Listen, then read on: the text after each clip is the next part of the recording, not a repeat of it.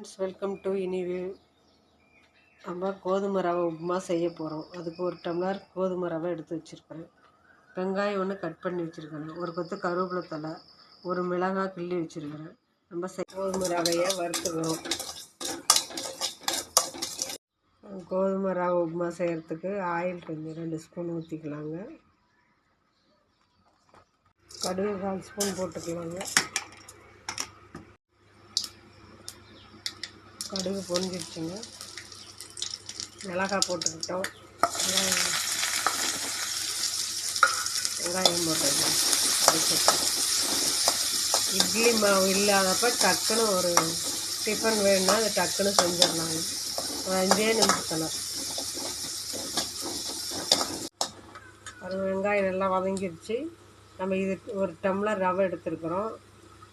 3 tumbler தண்ணி ஊற்ற போகிறோங்க.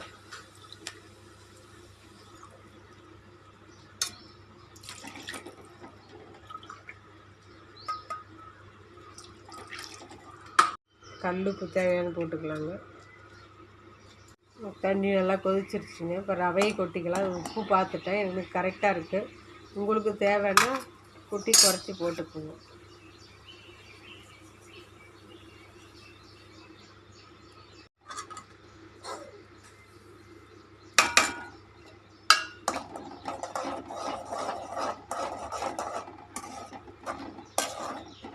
அதுதான் கோதுமை ரவை ரெடி ஆகிடுச்சுங்க. டக்குன்னு செஞ்சு முடிச்சிடலாம்.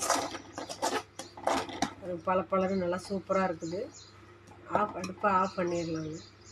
கோதுமை ரவை உப்புமா ரெடி ஆகிடுச்சுங்க. ஒரு சட்னி வச்சு சாப்பிட்டா காலை டிஃபன் வேலை முடிஞ்சிடும்.